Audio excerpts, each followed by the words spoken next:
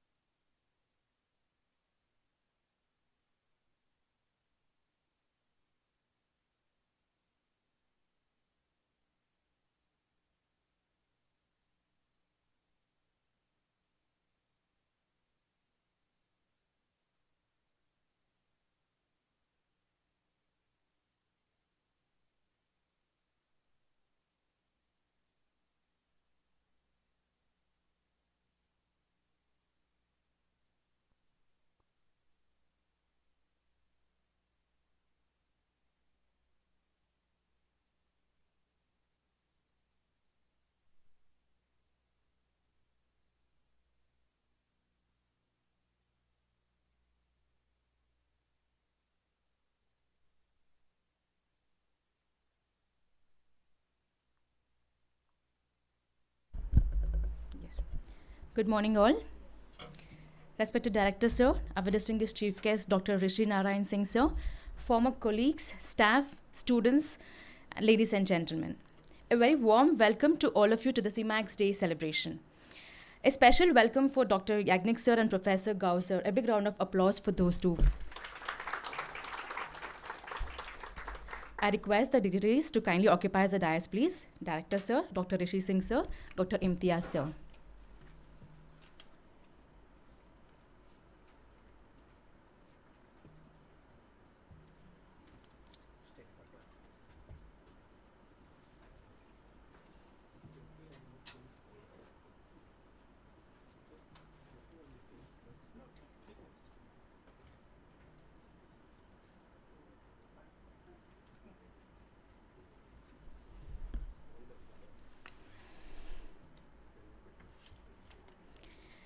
Today is indeed a special occasion as we gather to celebrate the glorious legacy of an institution that has played a pioneering role in computational science and mathematical modeling.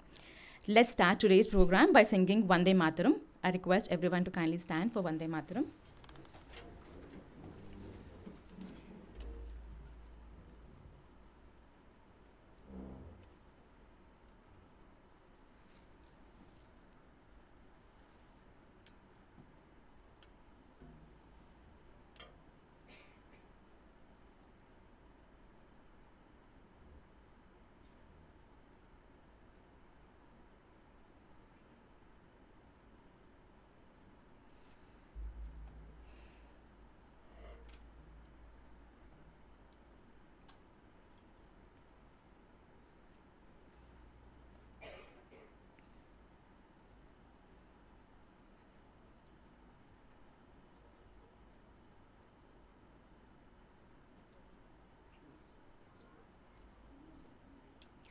Vande Mataram Sujalam Sufalam Marayada Shitalam Sasya Shamalam Mataram Vande Mataram Shubrajosna Pulakitayamini Pullakusumita Drumadala Shobini Suhasini Sumadura Bhashini Sukalam Bharata Mataram Vande Mataram Vande Mataram.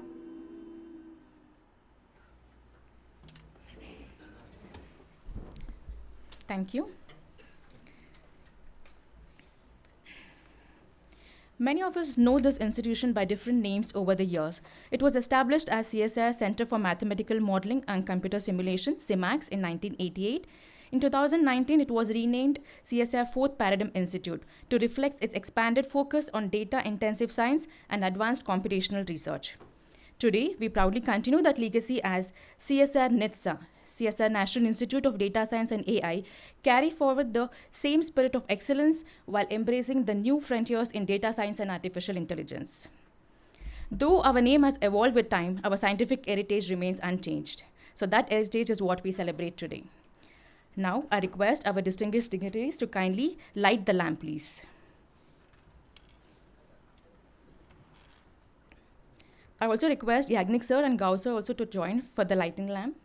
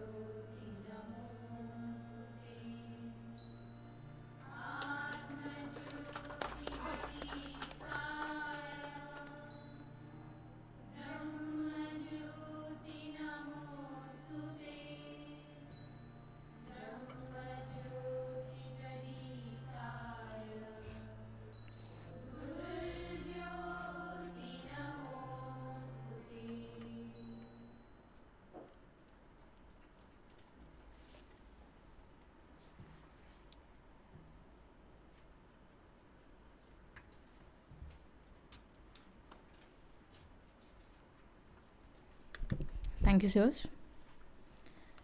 And now invite Dr. Imtiaz Ahmad Parvez, sir, Scientist G and Head IDRD and TMD, to deliver the welcome address and introduce our distinguished chief guest.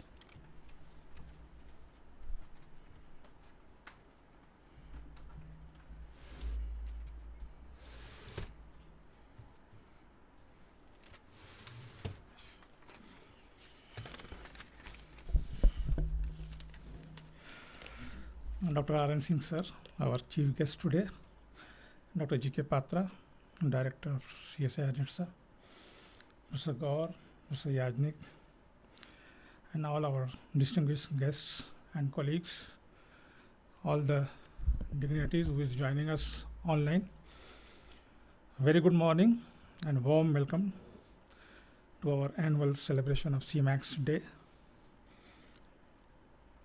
Today we gather to honor the foundation and incredible journey of CSIR Center for Mathematical Modeling and Computer Simulation that we very lovingly call Cmmacs.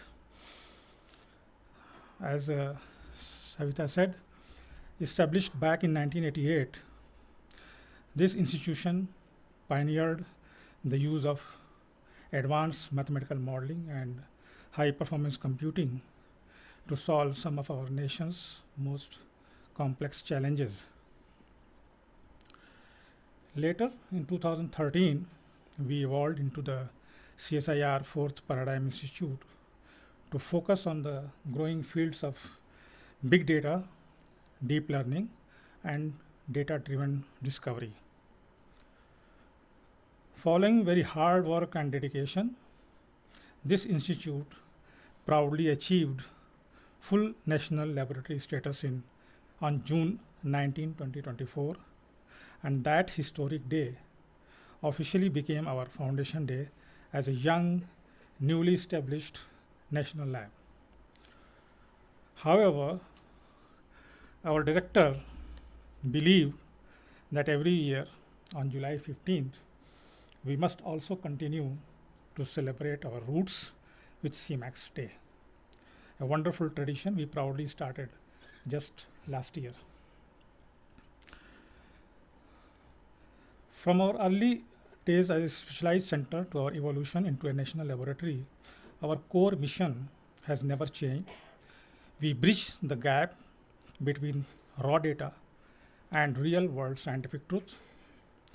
Whether we are mapping tectonic plate movements, assessing weather patterns and geohazards, or optimizing engineering systems, the work done within these walls impacts millions of lives daily. As we look ahead to the future of artificial intelligence, big data analytics, and quantum computing, our strong foundation ensures we will remain at the absolute forefront of data-intensive science. Let us celebrate our past achievements today and recommit to drive our national progress through scientific excellence tomorrow.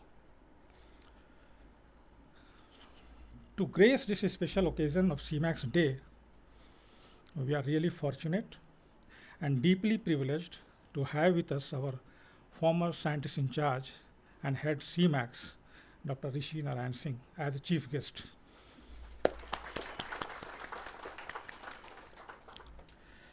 While many of you know him very well, we have many new scientists and students who have recently joined our family who would love to know more about him. So before I introduce Dr. Singh, I request our director to please formally welcome our chief guest with his sampling.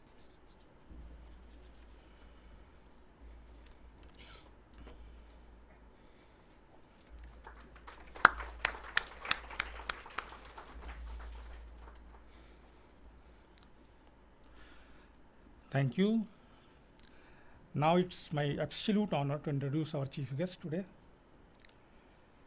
Dr. Rishi Narayan Singh is an eminent Indian geophysicist and a visionary academic leader in mathematical modeling to quantify complex geological, geophysical, and environmental systems in India.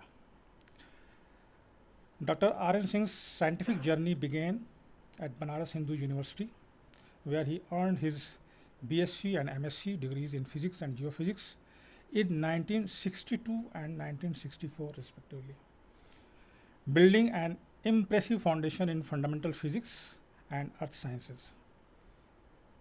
He then completed his PhD in geophysics in 1969 at the same university, focusing heavily on mathematical formulations for earth systems. Following his doctorate, he spent a critical formative research years from 1970 to 1973 abroad at Dalhousie University and Memorial University of Newfoundland in Canada, where he expanded his domain expertise in geodynamics and global inverse problem methods. Dr. Singh has held structural leadership roles across multiple key institutes under CSIR, significantly shaping the national policy and research directions. From 1996 to 1999, he served as the scientist in charge at Cmmacs, where he worked alongside with Professor Yajnik and Professor Gaur to build up the core computational capabilities of the center and establish a world-class environment for complex scientific simulations and mentorship. He then led the National Environmental Engineering Research Institute, CSIR NERI, in Nagpur as a director from 1999 to 2003, executing large-scale engineering solutions for environmental modeling, sustainability, and green initiatives. He also anchored the National Geophysical Research Institute in Hyderabad as a chief scientist for a major portion of his career, advancing baseline data on the core structure of the Indian subcontinent. Extending his vision to younger minds, he has continued his academic impact by serving as a visiting professor at IIT Gandhinagar within the Earth Science Framework. Dr. Singh is celebrated as an innovator who shifted the Indian geophysics from descriptive analysis to highly quantitative, computationally precise results. In his study of the Indian lithosphere, he was the first to estimate the distinct thermal evolution and physical thickness of the Indian catonic lithosphere, demonstrating its variance across the northern Indian shield boundaries. He also developed advanced mathematical models, tracking new heat flows through the Earth's continental crust and predicting deep Earth geodynamics. Furthermore, he pioneered complex data inversion techniques that help interpret surface measurements to accurately visualize deep subsurface abnormalities. His lifelong dedication to Indian science has been recognized with the country's highest scientific honors. In 1985, he was awarded the Shanti Swarup Bhatnagar Prize, which is India's top honor in the Earth, atmosphere, ocean, and planetary science category, for his outstanding contribution to crustal geodynamics. He is an elected fellow of the Indian National Science Academy and the Indian Academy of Sciences, representing two of the country's most exclusive scientific fellowships. The Ministry of Earth Sciences conferred the National Geoscience Award upon him in 2014 for his lifetime contributions to earth sciences and technology. Additionally, he received the Indian Geophysical Union Decadal Award in 2004, which honored his pioneering research that elevated Indian geophysical studies globally. Friends, put your hands together once again to welcome Dr. R.N. Singh, and we are really thankful and grateful to him that he has accepted our invitation. Once again, I welcome each one of you and thank you for joining us on this occasion. I wish you all very happy Cmmacs Day. Thank you and have a wonderful day. Jai Hind.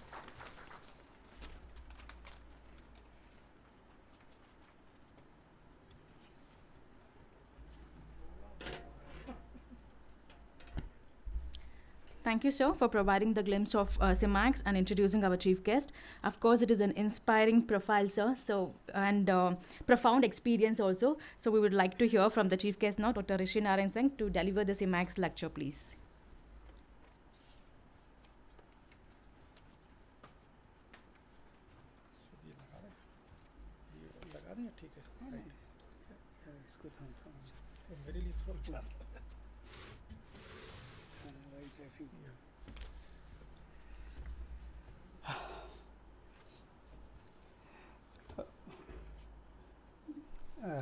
respected Professor Gaur, Professor Yajnik, Dr. Patra, Dr. Parvez, and all assembled here, young colleagues.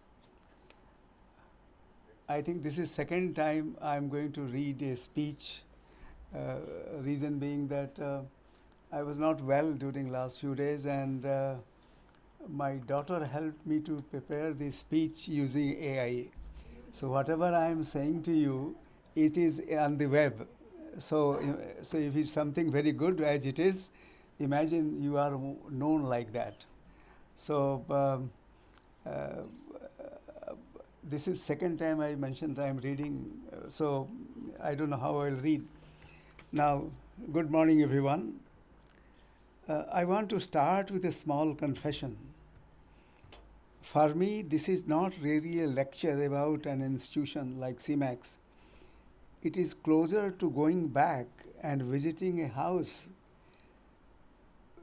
which you were once part, including a part in building, and also being quietly astonished at what the people who came after you have done with it. Because I was there in a small way at the very beginning. I was there at the small and very beginning. Beginning starts with a note from Professor Narasimha and Professor V.K. Gaur to CSIR to set up a center of computer simulation. CSIR head Professor A.P. Mitra, DG CSIR, and EMR head Dr. Mishra were aligned with this proposal, and a detailed proposal was needed. Now, it so happened that I was asked to join Professor Yajnik to write the detailed proposal on behalf of Professor Narasimha and Professor Gaur. Now, I still recall Dr. Yajnik was in the colony on the first floor. I have not met him earlier, and in his house with a beer, we were looking at that draft of, and I'm sure that draft on their behalf would have been made by him only, and with Ananda drafting that draft. So Ananda was very nice in drafting things. So when discussion started, I suggested to Dr. Yajnik that before computer simulation, you see, that was the era of continuum mechanics where you were developing new materials, new constitutive equations. So we should also spend some time on setting up equations, not only solving the equations. So idea came that we should have mathematical modeling. So it became, okay, computer simulation and mathematical modeling. So we further discussed, and then it became, no, mathematical modeling should come before Cmmacs. So we finally settled by late evening a center of mathematical modeling and computer simulation. Next day, that draft went to Dr. Narasimha. And Dr. Narasimha, in his own very lovely handwriting, writes on that draft, LEEMAX, rhymes well. And that's how the word Cmmacs came.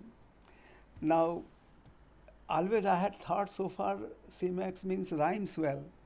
But when my daughter looked at this, he said that it means also seeing far, seeing maximum. So the name of Cmmacs is not only saying, it also saying far, saying wide.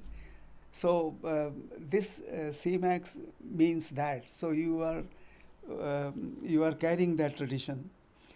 CSR then constituted a committee headed by Dr. Yajnik, and there were many members from CSIR. I don't recall whether Dr. Ram Mohan was also the member of that or not. He was, okay.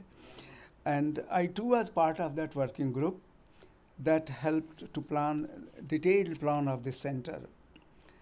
Now, I recall that we will have workshops. So we had one workshop in NJRI, then there was another workshop in NL, and that was 88 and around this 15th July. So that meeting was happening in this evening. All our taking tea, and Dr. Yaznik, we were around Dr. Mitra. So we said, why don't you announce the establishment of the center today? And Dr. Mitra in his says, okay. So when we came back after the meeting, after the tea, he announced the setup of, that's what is the 15th July. That's how it came out of a conference. It was organized by Dr. Yaznik. So that is how 15th July, if my memory serves me right. Ananda would have all the details in the file somewhere. Now, so things started around 88.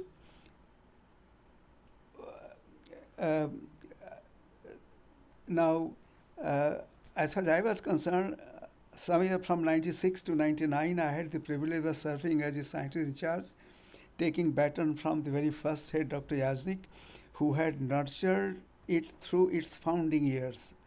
So I will have further to say about Dr. Yaznik later.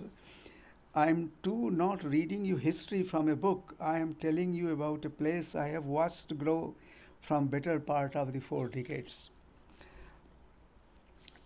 It is AI also helping me to say that. And what a story it is. 3 names, 1 institute. When we started, we called Cmmacs. Later it became CSIR 4 Pi. And at this very year, it carried a 3rd name, CSIR, National Institute of Data Science and AI. Now you might ask, why would one institute keep changing its name? I will tell you the honest answer. It is the theme, everything I want to say today.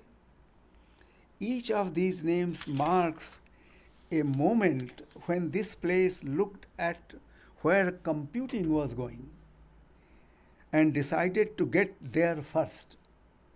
The instinct to reinvent rather than settle was in its character from the very first day. I know because I watched us from how it was built up. So all these 3 names represent different phases of computing, which was thought by proponent of this the center by Professor Gaur, Professor Yaznik, Professor Narasimha. Now, let me take you back to 1990 because you have to understand the problem we were trying to solve. At that time, CSIR, our country's great network of research laboratories, had come to realization. For generations, science has been divided into 2 camps. On one side, we had fields that ran mathematics and computation, physics, engineering, aerospace. On the other were fields like fundamentally observational. You went to the field, you looked, you collected, you described. Geology lived in the second camp, so did biology. But by late 1980s, the wall had begun to crack, and some of us could feel it cracking. It was becoming possible to model a fault line, simulate process inside the earth, the same way an aerospace engineer could simulate airflow over a wing. My own field of geophysics was very much part of this happening, thanks to Professor Gaur when he became director of NGRI. Geology and biology were quietly becoming computational sciences. That was the scene in 1980. CSIR made a deliberate choice not to watch this from the sidelines, and so in 1988 a new center was established with very particular mission to bring mathematical modeling and computer simulation into fields that has never had that toolkit before. So that was the beginning. And where did we place it? Not in some ground new building. It was housed inside Belur campus of National Aerospace Laboratories right here in Bangalore. I have always been fond of that detail because it meant Cmmacs grew up as a geology and biology cousin living in aerospace engineer's house. It borrowed DNA of a discipline that was decidedly ahead in simulation, and it pointed those some powerful tools as earthquakes, groundwater, and living earth. So how even the location of Cmmacs was virtuous. That was the founding idea. And I can put in a single sentence, take the computational muscle that helped build aircraft and turn it towards understanding Earth and living system. That was bet we made in 1980. And who else than Professor Yasnik, who was head of our computational fluid mechanics group, to head that. So that was the beginning. Now, after that, we had building years. For next 25 years, so Cmmacs did what a serious research institution does. It built its reputation the slow, honest way, one paper, one student, one project at a time, without great deal of noise outside scientific communities. Though this is not true, we did create a lot of waves by our GPS work and our modeling work. Let me tell you a little about those years, including my own time there. I came to Cmmacs in 1996 on deputation from National Geophysical Research Institute, where I spent most of my career. I took charge of Cmmacs, stayed until 99, when I moved on to National. Those 3 years, Cmmacs, in a way, without tending something young, and institute still finding its feet, still proving that the whole idea of computational earth and life science could stand on it. But I must not take credit from the foundation I inherited. That belongs to Professor K.S. Yasnik, the center's founding head, who led it through its 8 years from 1988 to 1906. Dr. Yasnik was a modeler to his core. His own work ranged across marine ecosystem, dynamics of ocean biology, and remarkably, even mathematical model of cataract blindness across Indian states. The range tells you about the spirit he set for this place, that a good model is a good model, whether you point it at the ocean or a public health. So that was the beginning. When I arrived in 96, I was inheriting an institution that already had a character, and much of that character was his doing. He remained connected to the institute for decades afterwards as honorary emeritus scientist. How would I recall Dr. Yasnik? A tall, a handsome man, speaking with a very clear verse, very fond of what I would call mathematical thinking. I met him in nonlinear dynamics era, chaos prevailing paradigm. His office has a cartoon about it on the back of his office door facing him. He was fond of what in Newtonian parlance will be called geometrical thinking. The first thing he told me when I joined, I recall that he had come from a meeting from DST, and he said, now geometrical thinking is not that popular, and we should try to develop geometrical thinking in our scientific community. There was always some enigma or mystery associated with Professor Yasnik, some very aristocratic. Anyway, let me proceed further. As I want to say something about the man who followed a little after me, because he represents the quality of mind this place attracted, Dr. Gangan Pratap, who led Cmmacs from 2000 to 2008.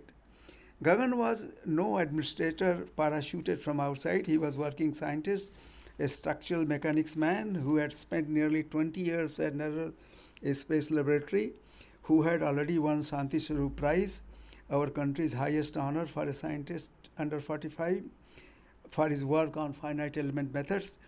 This is the caliber of a person Cmmacs drew itself. What I see in Gagan, that his plans were always clearly spelled as her research is in structural mechanics. Now, what did science already look? By 2010, Cmmacs scientists were working on problems like monsoon rain prediction, the linking soil moisture and June rains over India, crustal deformation, landslide risk in Garhwal Himalaya, earthquake hazard across Himalayan belt, atmospheric chemistry, tracing how methane and carbon dioxide moves across Southeast Asia, and even material science at nanoscale, some of the mechanical behavior, and you see Professor Gaur's imprint in all these things. I want you to notice something about this list: monsoon, earthquakes, landslides, greenhouses, gases. These were never abstract academic puzzles. These are very forces that decide where a farmer has a good harvest, whether a Himalayan town is safe to build upon, whether a city floods. Cmmacs was never really mathematics for its own sake. It was about giving our nation's most consequential national risk a computational lens. That was always the point, that it was the part of the work I found most meaningful. Now, after this reinvention of Cmmacs, now here is where the story turns in a way that made me very proud to watch from a distance. By 2013, the world of computing has moved well beyond where it was in 1998, where focus was more on computing equations. A new phase was circulating among scientists, fourth paradigm of science.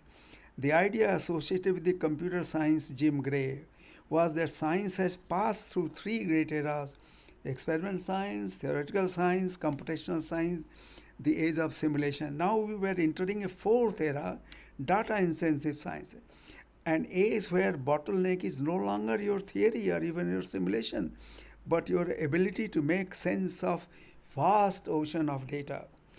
CSIR looked at Cmmacs, a center that had by then spent 20 years in mastering simulation, and made a bold decision, reposition it to lead India into fourth paradigm.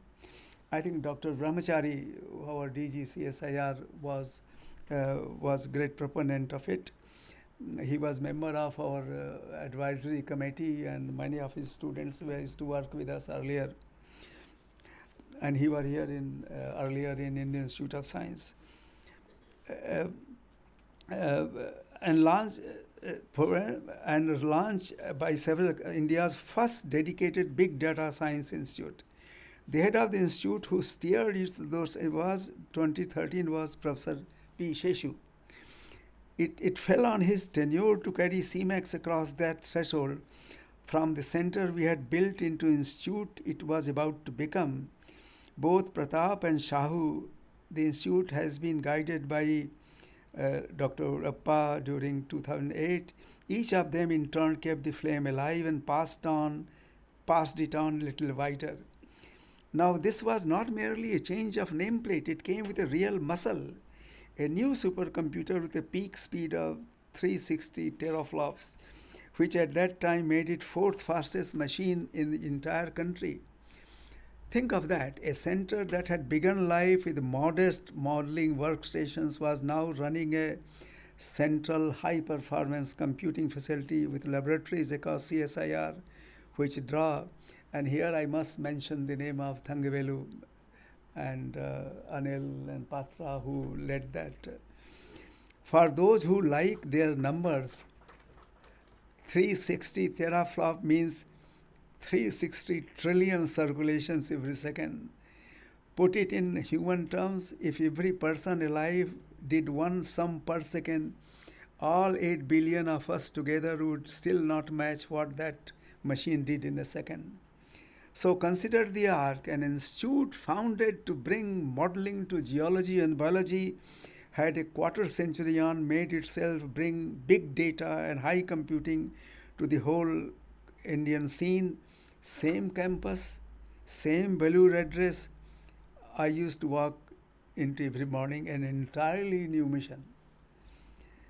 And what this actually enabled, I don't want to leave you with a mere list of names and renaming, so let me ground that what this institute actually did with all that power.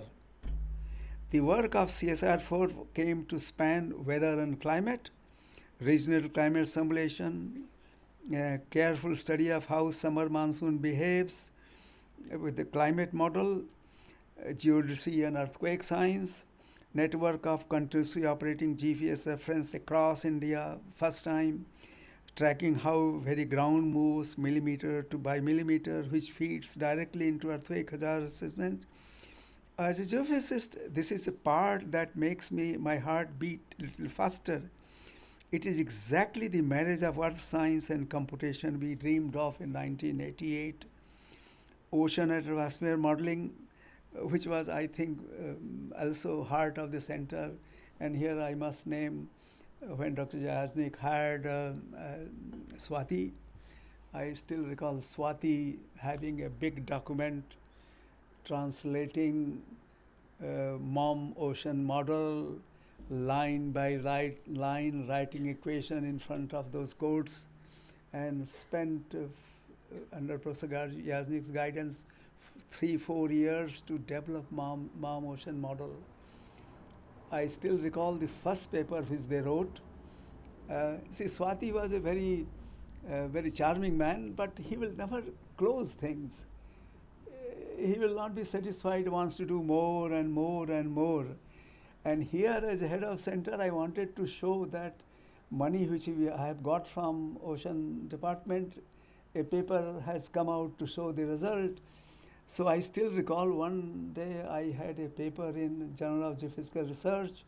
So I showed Swati, it was about sea surface topography. And I said, Swati, in this paper, the result is much more less than what you have got. Why don't you publish your work? So he was looking globally. So he said, you cut Indian Ocean and for the result. So then I said, take this to Professor Gaur. And that work, when Dr. Yasnik, they finalized, they took it to Professor Gaur. Professor Gaur was editor of Earth and Planetary Science, this Indian Academy. So I said that, sir, you get it reviewed by the best person, but I want this to be published early. So he sent to Peknowski, many more people, and beautiful review came and he published, and that's how our first ocean modeling result was published. Swati, he could have published many more papers, but he was not fond of. He was fond of simulation, and he will go on enjoying whatever he was doing. And then finally, our work on marine ecosystem came. Dr. Yasnik, Sharda, Swati, finally they were able to put in MOM that model. So this work was very phenomenal. We also had work on advanced simulation in materials and structural mechanics, a direct inheritance from that original aerospace DNA the institute was born with. So this came with original aerospace DNA.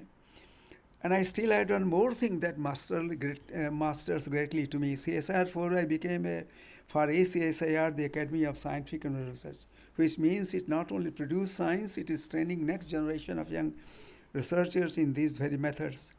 An institution that teaches is an institution that would outlive all of us. Later chapter, now I'm coming to the closer. And now I come to something I confirmed only recently while preparing to speak with you, and I confess it moved me. The institute was renamed itself once more. As this year, it is officially named as CSIR National Institute of Data Science and AI, CSIR NITSA. The CSIR-4Y now recorded as its former name.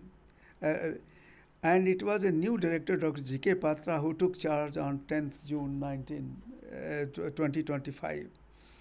Let me lay the whole arc before you, because I think it is genuinely remarkable that I say this as someone who helped some planning in the very first version. In 98, founded to bring mathematical modeling to geology and biology. 2013, reinvented to lead India's entry in big data and hypercomputing. 25-26, reinvented again, this time for the age of data science and artificial intelligence. 3 names, 3 eras of computing, 1 institute, 1 campus that has simply refused to become obsolete. Most organizations are founded once and then spend remainder of their days defending that first idea. Cmmacs did opposite. It treated its own identity as something to be rebuilt each time the ground shifted beneath it. And I can tell you that restlessness, that refusal to stand still, was there in the temperament from the very first meeting in 1998. That was that what has changed is the scale of its ambition. At that time, ambition was simulate complicated equations. Now the ambitions have changed. Now, what future I says, I have some time. No? Okay. So, this is part mine. I have written that. There was something added there through AI. So there has been three paradigms of model building: Newtonian, qualitative, and algorithm. We started from Newtonian. In earlier times, only endeavors using Newtonian paradigm of differential equation has been indicated. Now we are in algorithmic era. Now we have an artificial intelligence ML era which uses algorithm.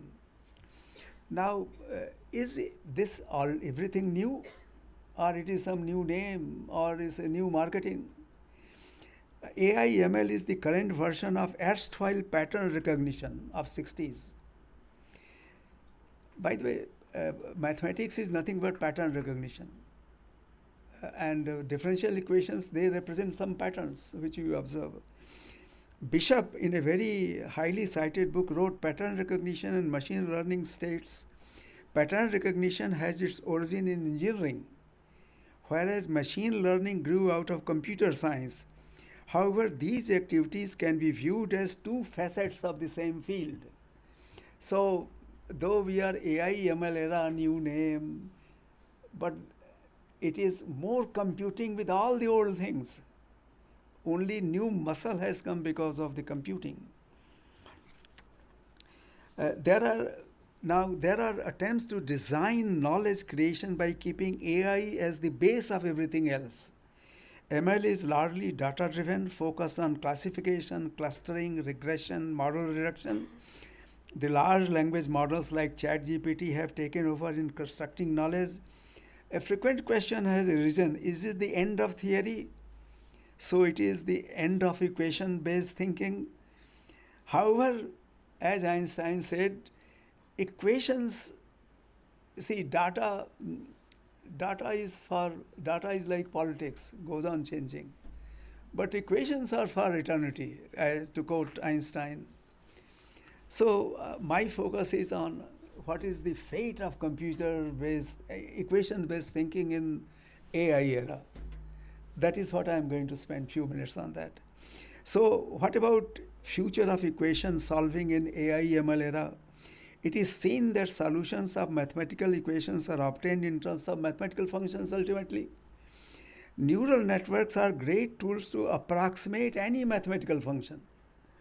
Neural networks are finding applications in solving complex set of equations used in say climate studies. So rather than using full simulation of governing equation, we can now use simple emulation models. Here model equations are used for variety of situations, say a surface process, and we can generate input-out pairs, use neural networks, get emulations. This then can be used for further development and decision making, like Earth system governance, a topic which gains greater focus in future, from geology to Earth system governance. Now I recall when once I was visiting Dr. Yajnik, we had one person from abroad, a mechanical engineer, I don't recall his name, maybe Mahajan or some name. He said that, see, these days experiments are very expensive. So we do few experiments and do lot of simulations and combine them, train neural networks and use it. So even in 80s, such ideas were there. It is not something very new. So question of how AI ML impact future of research in science and engineering.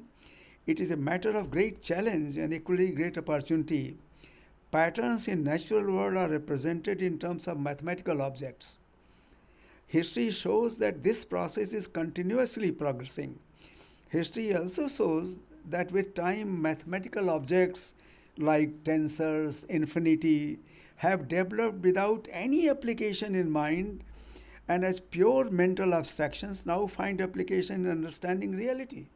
So what mathematicians have thought earlier by pure thinking, sooner or later becomes reality, and people start using. Group theory, for instance, never thought that they are going to use. In this course, these objects too become part of mathematical AI, which may reduce biases, hallucinations, unreality in AI results. So the idea is use more mathematics in AI to reduce, to think. Another trend is about agentic expert in the generation of new hypotheses. See, AI is still assembler. It is not creative, whereas human mind is creative. So how to use AI, ML to help in my creative activities? So so another trend is about agentic experts in generation of new hypotheses, keeping in view are all kinds of data expert knowledge. We would have in geology geoagents, expert in policy, data science, geology, geophysics, geochemistry, meteorology, oceanography, remote sensing, accumulators of knowledge, critics, and many more. These will hopefully can generate hypotheses which helps me in new knowledge creation. And these agentic experts, while interacting with each other, and you will see those outside geoagent category generate emergent hypotheses. So one can use creating agent. Now these days more agentic things. Another trend is to build a foundation model for total system under consideration using machine learning methodology, which then can be used by workers of different subdisciplines of system. Such endeavors are underway in many disciplines. For instance, a foundation model using different geophysical data called Aurora with 1.3 billion parameters have been designed to answer variety of questions about air quality, oceanic climate event. It would now require building a ecosystem of team research, which is urgently needed in the country. And good topic for, as I find that Dr. Patra mentioned about foundation model some time back. We have a good experience in studying ocean circulation, monsoon system, earthquakes. Time is now ripe to extend this right to under entire Earth system. So now, by the way, if you look very carefully these days, Earth system doesn't mean only physical Earth system. It also means these days politics. Now, if you go back to, I other day was reading a Chinese person who, he has a world model. He said next thing for AI ML is world model. And when I went to read his world model, I found this world model are not human world model. It was energy, it was material transport, it was humans, everything. So now all people, whether they are working in biology, physics, chemistry, population, because of this computing power, they can work in this endeavor of world model. So Earth has been investigated by using known fundamental natural laws such as those related to classical mechanics, thermodynamics, electromagnetism, quantum mechanics, relativity. It would be interesting to explore the implications of currently pursued quantum entanglement with the hope of providing new ways of computing in earth science. This has also been likened to another source like energy from which useful can be produced. Can application of tool based on QE be used to fathom Earth's far and deeper mystery? Regarding how the scope will be Earth science in future, I believe there will be concerted effort to expand Earth system science, which we started something in 80s, to include other planets and further include star formation studies. So Earth's behavior will be looked from cosmic perspective, as ancient sages looked centuries back, though they called it astrology, but how the other planets affect Earth. This is possible to do as requisite computational tools have now become available. A quantitative story of Earth structure and evolution since the start of its accretion in solar nebula would be realized. How energy, mass, information exchanges and transformation have been taking place inside the Earth and among all planets and sun will be a grand story that also includes the understanding of co-evolution of inanimate and animate element of the Earth, including taking natural selection, Darwin's selections. So it's a very, computation is freeing us in limiting our problem to small. We can expand the range of our problem wide and far. Further, it will be possible to know what is stored in future for this co-evolution, and especially destiny of humanity's habitability, a species which selfishly tries to control this grand story of co-evolution. Earth, life and non-life have been evolving beautifully, but now some powerful people, countries are trying to change that. So how our story is going to end? A grand story or collapse of? In today's data-driven world, use of mathematical equations that satisfy all previous reliable data should not be underestimated. A little investment in mathematical equation-based studies can lead to meaningful, large intellectual reward. To quote Bernard Russell, physics is mathematical not because we know so much about physical world, but because we know so little. It is only the mathematical properties that we discover. So even in data, we discover only mathematical property of the nature.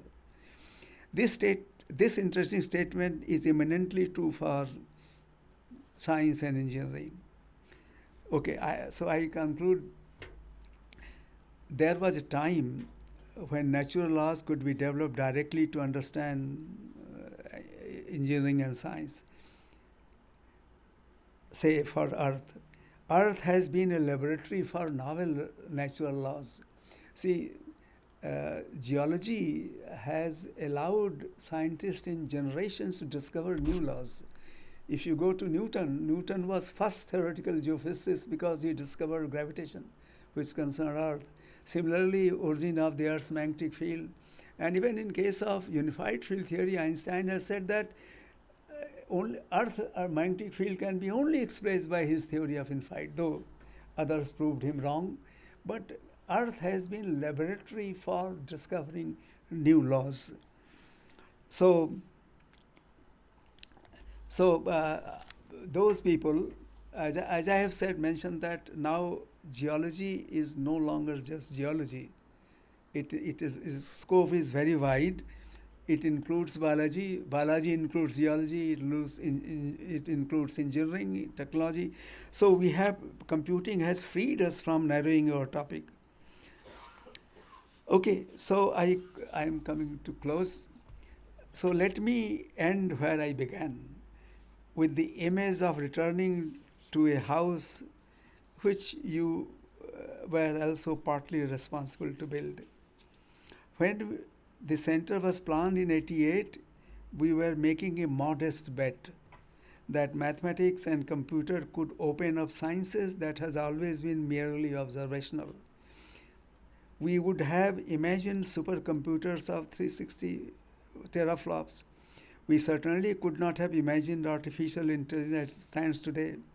We simply planted something and hoped it will grow in the right direction. So my message to younger scientists here is this. The paradigm you are trained in today will not be the last paradigm of your career. It was not for me. Question is not whether the ground will shift beneath you. It will.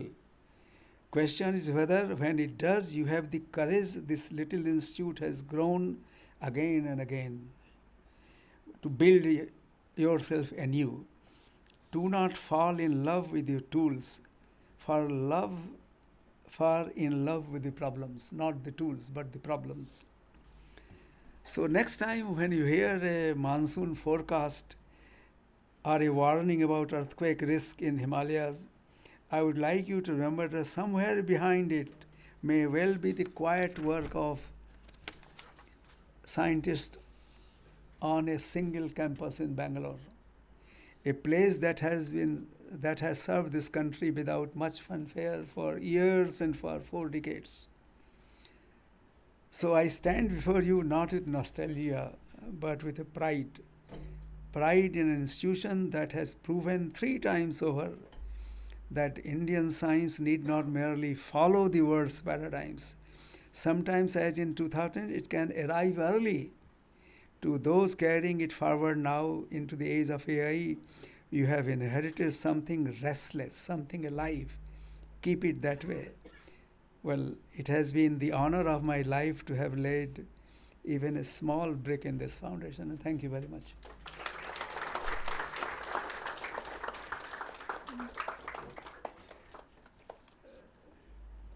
Thanks to AI.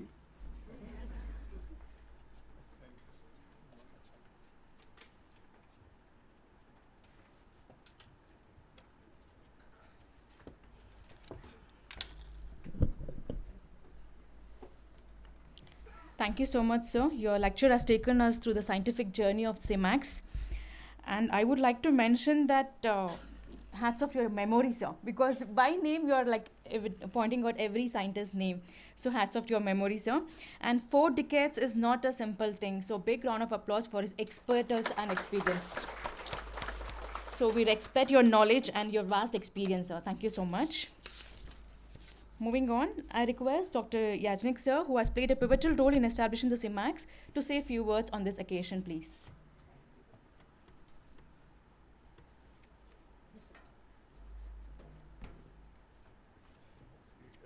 No, it's a bit, just a moment. I'll just get up.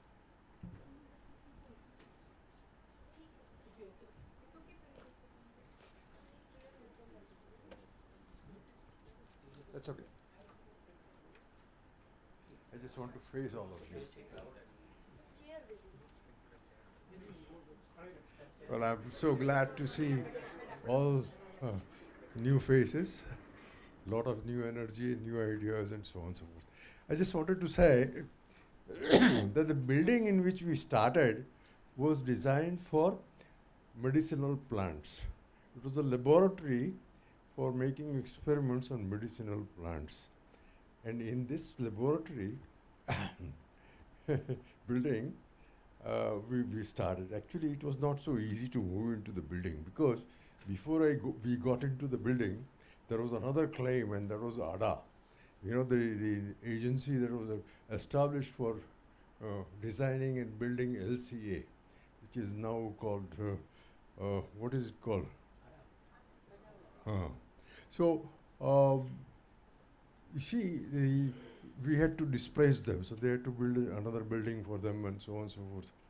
But interesting thing was that in that building, we had to provide for a supercomputer of that era.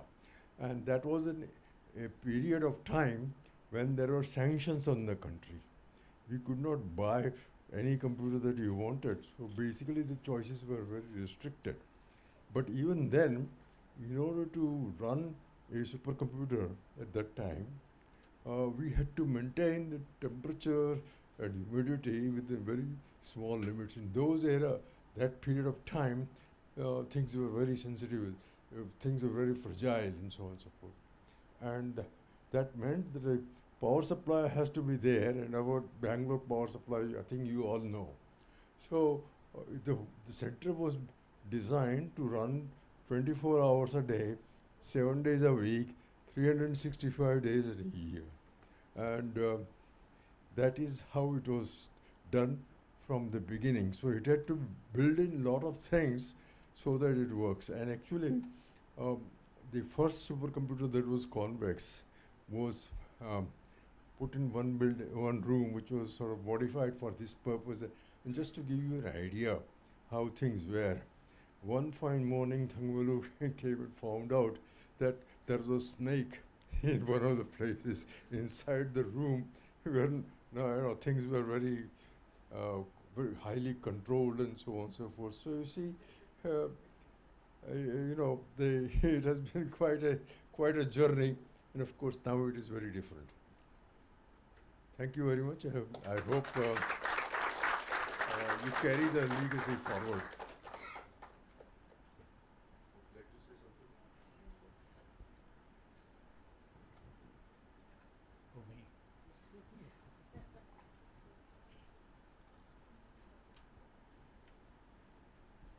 I think that was a beautiful story of how it all started. In fact, there was an even earlier precursor of all this, which Rishi might remember as a not very highly advertised event, was the need to get the pulse of the country, whether such an institute will really be required. And workshop was held at National Geophysical Research Institute, bringing in the most prominent mathematicians and the very few modelers at that time. And when the recommendation of that was taken to CSIR, bringing out the possibility that mathematical modeling was a tool which could be applied to a million different problems in different contexts. And actually, CSIR, when it agreed, it asked NGRI to establish it in Hyderabad, in a building which had been abandoned or left by Cmmacs. And I thought that that would not have a great chance of flourishing, because what the workshop had brought out was that whilst there were modelers in IIT Kanpur and elsewhere, I remember Professor Kapoor, who was also, I'd invited him to that meeting. There was only one lab in the country which was doing modeling, and that was modeling in the real sense, and that was NL. So I asked Professor Narasimha that I have 1 crore to start this center in the CMAP building in Hyderabad. It will be nice if you agree to hold it at Bangalore. Found the center in Bangalore, and then that money was transferred from Hyderabad to Bangalore. And I'm so glad for that that move and Professor Narasimha's agreement that it should be at Bangalore, that it had this opportunity of flourishing. I still have doubts if it would have attained this kind of an stature, because Hyderabad didn't have the ecosystem which Bangalore had.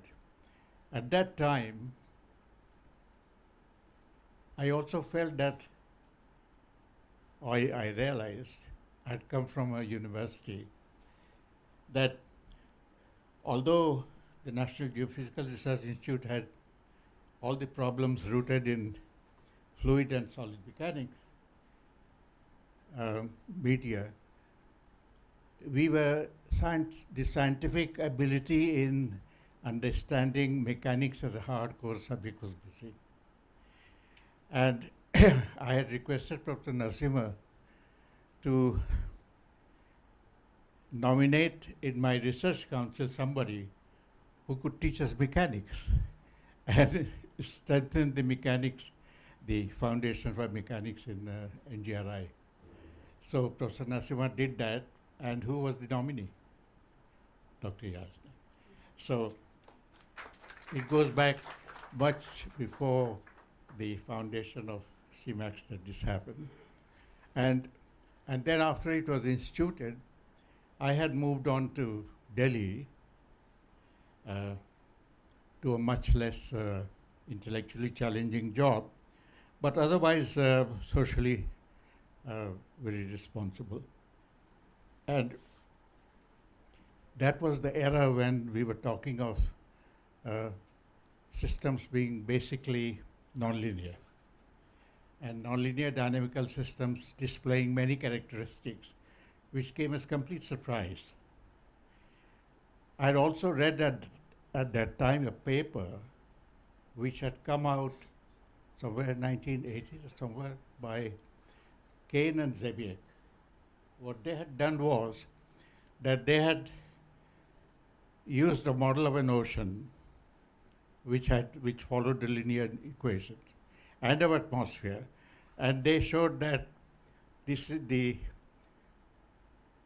outcomes of what the differential equations did was completely predictable. But once they coupled it, they found all these instabilities coming. So I'd moved on to Delhi, and I think I began thinking about it, that we will never go very far with weather prediction until we had coupled systems of atmosphere and ocean. And I went from coast to coast, talking to many universities, asking them if they would undertake this challenging job. It was only the Indian Institute of Science which showed some interest. And I gave them 1 crore of rupees again at that time. It was a Center of Atmospheric Sciences, so an O was added, but regretfully, they never did the coupled ocean atmosphere model. The first neural network to look or predict as to what the atmosphere could do was actually done here, as you know. And it was the foundation and the very far-sighted view that Dr. Yasnik took. He established the model ocean model over here, which became the mainstay for all the biogeochemistry and everything that was later on added. And many more things began to happen. The very first. So the first ocean model, although we had a whole National Institute of Oceanography existing at that time, there was no modeling there.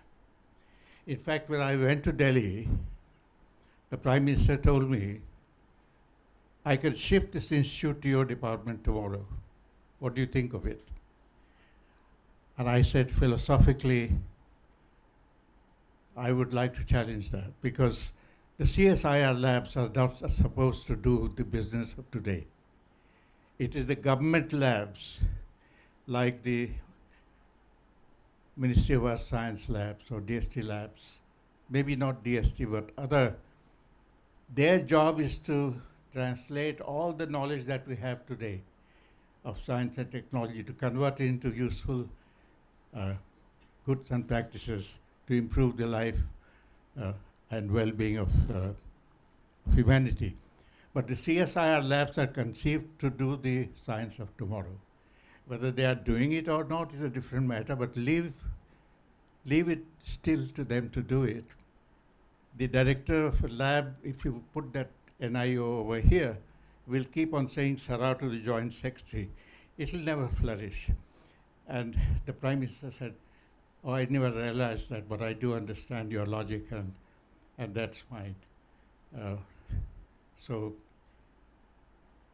you starting a CSIR lab, starting the work of ocean modeling, and then many other firsts. The broadband seismology, the first paper came from here. The GPS, the first paper came from here. The coupled earth systems came from here. The benchmarking of computer systems was all developed here, which has not a little to do with the fact that a very large number of institutions in the country were thereby assisted in moving on to that age. So in a very quiet way, and Rishi has done a wonderful job in relating as to how it happened. This little institute has made a contribution which is much farther than many institutions have done. The National Geophysical Research Institute, having a big name, actually tried most of the last but few years to take all the credit for what this institute had done. We were the first to show how broadband seismology can be used. Although I had put the country's first broadband seismometer in NGRI before I left, 3 years later when I returned to academia, I asked for the data. I was not given. And I had to go to Cambridge to get the data from the World Data Center and write this first paper. So be proud of your institution. It's a great institution. I'm so happy to see that we have a very large number of young people, and the youth is not the torchbearer of tomorrow, as is often said. It's the torchbearer of today. Fare forward.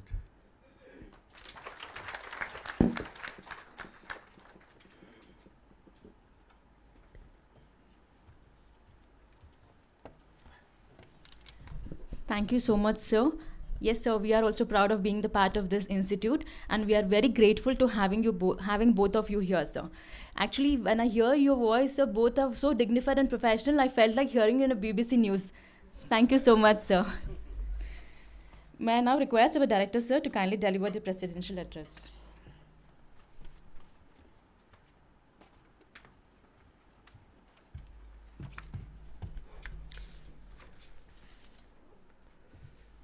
So just 12, so I don't know.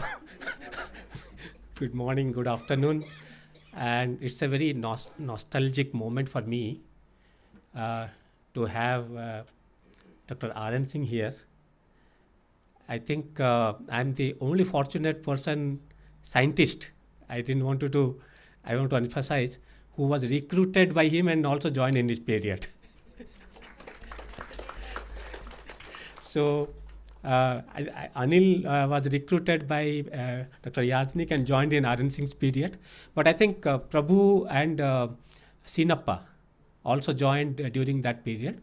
So it's a very nostalgic moment. And then when we thought about Cmmacs Day this year to celebrate, the only name which was coming to my mind was Dr. R.N. Singh. So, and then thank you very much, sir, for accepting our invite. And when you were speaking, it was almost like a song for me, listening what all has, even because I have been there since 97, I could see the things that I think AI has already captured a lot of our institute. And then it's good that, in fact, today morning he was saying that ChatGPT asked him, when he was the scientist in charge, and then next was Gangan Pratap. So ChatGPT asked, what happened? Who was in between the in charge? So then he answered that as Dr. Anand Kumar, who was also again from NL. See, he was in charge for almost 1.5 years or something like that as the scientist in charge, as acting scientist in charge for that purpose. So he's no more, but then he's the one whom again I kind of contribute to him for starting my research career in Cmmacs. I started as a pure HPC person along with Tangavelu. I still remember the day and when I came to join, MB Ananda told me to meet Dr. R.N. Singh. So I went into Dr. R.N. Singh's room and then was sitting there. I didn't know what to do. Then he just called somebody. Then Tangavelu came inside. Then he said, Tangavelu, Patra has joined. Now it is your responsibility. you go. So that is how I had that. But then Anand Kumar was the person who had in fact told me, no, you have to do research as well. So that is how my research career has started at Cmmacs. The one more thing what I would like to say is, see, when CSIR 4PI was formed, it was Cmmacs become the nucleus of it. That means Cmmacs existence was always there inside this fourth paradigm. It was not renaming. Let us be very clear about it. Cmmacs is still residing inside the institute now. It is not like, while fourth paradigm institute is renamed, that means fourth PI is already out. But Cmmacs even still resides inside the CSIR NITSA now, though it has this. So that's where the kind of differentiator this institute is from a normal AI kind of institute. The existence of Cmmacs inside NITSA is something which is very unique, which I don't think any other institute will have this kind of expertise available. Under the same roof, we have computational scientists working on earth sciences, working on different other fields, and also AI, artificial intelligence related people under the same umbrella, so that they can work together. Though the names have changed from Cmmacs to 4PI to NITSA, but I think the Atma has never changed. The Atma of 4PI is to lead India into the next era of science and to basically lead first so that the others may follow. That's the idea. Because the other day when DG asked me like what is the work that you are doing, what kind of what is your vision towards that, then we had some interactions. Then Professor Gaur said the best thing is that all along Cmmacs time we were the leader, and whatever you see now in those fields are all there following us. So we should continue to be a leader and then allow others to follow it. We don't want to hold it and keep it. We need to actually allow others to follow it. That's something which we need to do. But the question now is that when supercomputing was not there, then we led that. When computational modelings were not there, we led that. And like that, he already mentioned about GPS and then the broadband seismograms, then the weather forecasting using AI ML, all those things we started. And then now everybody follows those things. Now what is next we should lead? That's very important, because AI ML, we said, okay, we are a data science institute, then we will work on AI ML. But are we equipped to work in the core AI ML that the industries are working? Whether is that our aim going to be? So where should we basically lead now? The language models, we cannot be the leader because that's already by somebody. We cannot be the leader, so we cannot lead them. So what is the next that we should be leading? And that is precisely I have started thinking, and then the technology transfer commitments that we came to is something that we should be building is scientific AI. I think everyone can build now an AI model if they have computing power. That's the core of it. Now it is all defined. You have more computing power, you can make a bigger model as such. But should we be running behind that concept to create bigger models on bigger this ones? We will never succeed in that, because these hyperscaler companies are there like Google or Facebook or Meta and other companies who have huge amount of investment into computing, which I don't think ever India will be able to do that. So that is why India is now concentrating on small language models rather than large language models, because we will not be able to compete in that. But should, as an institute, scientific institute, also follow the small language model concepts and still work on that? That for me will be incremental work. Then we cannot be a leader in that. So we need to think a little more carefully. What is that we should do that we will be a leader and then somebody will be following us? That is how we should be looking at the problem thing. So that is precisely we worked in terms of the technology transfer commitment, where we said the next frontier will not be just a big HPC or any AI laboratory. It will be where AI learns science, and that will be something which we will have an added advantage. That is because as Cmmacs and also 4PI, we have good multiple decades of scientific modeling knowledge, and mathematical foundations are there, and multidisciplinary CSR ecosystem, because we don't have to search for domains. That we have enough CSR laboratories which have different domains they are working on. Okay, and then we have deep understanding of physics, chemistry, biology, earth sciences, materials, engineering. So what is there is that this kind of expertise nobody can replicate, and no institute in the country will have such an advantage. And I think this is the time that we need to capture this concept of scientific AI and then see how we can actually lead the country in this direction. And that's precisely I'm behind the TTC commitments that we are doing. The other thing is like the concept which says that GPUs means more GPUs means more AI. No, that's not the concept. I think better science will be better AI. I think we should be working in those areas, not simply running behind the small models and then large language models. We should have models which will learn science rather than just the language or patterns. That should be our future requirement. So that way, I think we have already started working, but there are a lot of things to learn, because it is not that we have a ready-made problem to solve or ready-made capacity to build something. We need to learn a lot. So that is precisely my requirement for the new young scientist to learn, because that is the only thing that we can actually do, where we can move forward and then do something for the future. So looking at these things, the other area that we will be certainly looking at is the quantum preparedness. Now quantum computers, the small quantum computers are ready. Of course, there are some problems like chemistry problems and all, and then I think the quantum sensing problems, these are all already kind of doable, but there are a lot more things to do. But then who will be a winner? Is that somebody who is ready to use a quantum computer when it is realized. And that is one thing that we need to look at.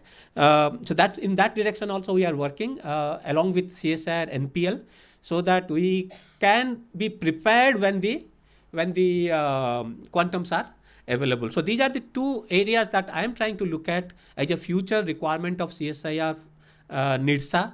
It still takes time to come to, still that 4PI is there in the thing. But I think for that I would need all your supports. And today we will have, I think, interaction meeting. All our scientists, I request them to join at around 2:30 with Dr. R.N. Singh. We will have an interaction meeting where we can tell him what we are doing and what kind of work we are doing, because he's the one who had started things. When for me, he's my starting point. He's my initial condition. So I look at that as my starting point.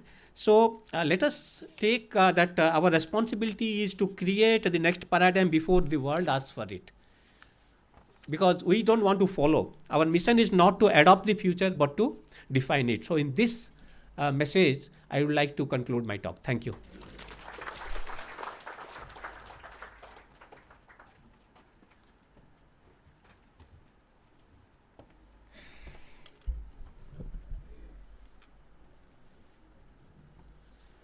Yes, thank you, sir. Your visionary leadership continue to guide our institute as we build upon the strong legacy of Cmmacs and move confidently towards the new horizon of NIDSA.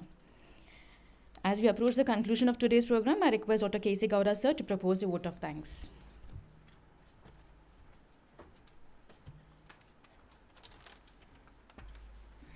A very good afternoon and namaskar to one and all. On a respected Professor R.N. Singh, Chief Guest of the Day, and dignitaries on the dais and my dear esteemed colleagues. On a personal note, this Cmmacs Day holds special significance for me because it brings back fond memories for my very first day at this institute in the year 2004, making the beginning of an enriching professional journey till today. So coming to, it is truly therefore a matter of proud and privilege to stand here today and offer the vote of thanks as we celebrate the Cmmacs Day. On behalf of the Institute, I express our sincere gratitude to our Chief Guest, Professor R.N. Singh. Thank you, sir, for your inspiring lecture and the way of storytelling to bring back the Cmmacs legacy. So your valuable thoughts have made this occasion truly memorable, and we are sincerely grateful for your time and encouragement. On this note, I now request Honorable Director to kindly present a memento to esteemed Chief Guest, so that a humble expression of our gratitude and as a lasting remembrance of this special day celebration for him as well as us.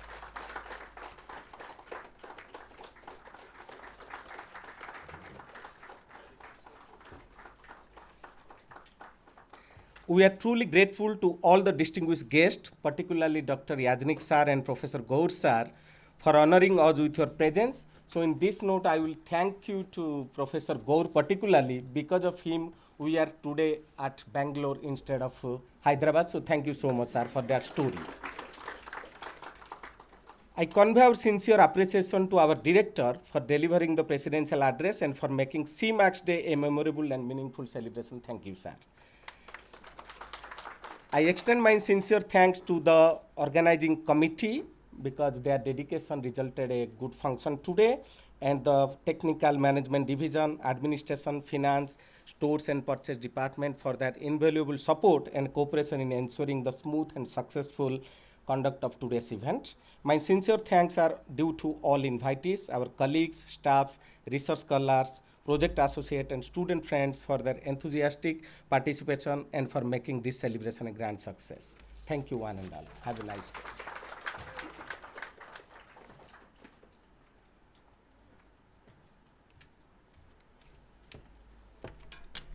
Thank you, sir. A special thanks to Gowda sir also for delivering the vote of thanks.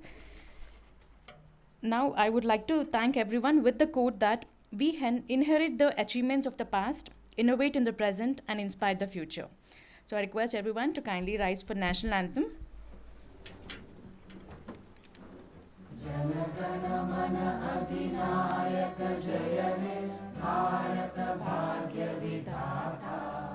Punjab, Sindh, Gujarat, Maratha, Dravida, Uttala, Banga, Vindhya, Himachala, Yamuna, Ganga, Ujjala, Jaladhi, Taranga, Tava Shubha Name Jage, Tava Shubha Ashish Mage, Gahe Tava Jaya Gatha, Jana Gana Mangala Dayak Jaya He, Bharat Bhagya Vidhata, Jaya He, Jaya He, Jaya He, Jaya Jaya Jaya Jaya He.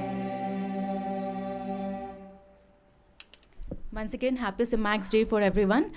Sweets have been distributed at the back of the auditorium. Everyone please collect it.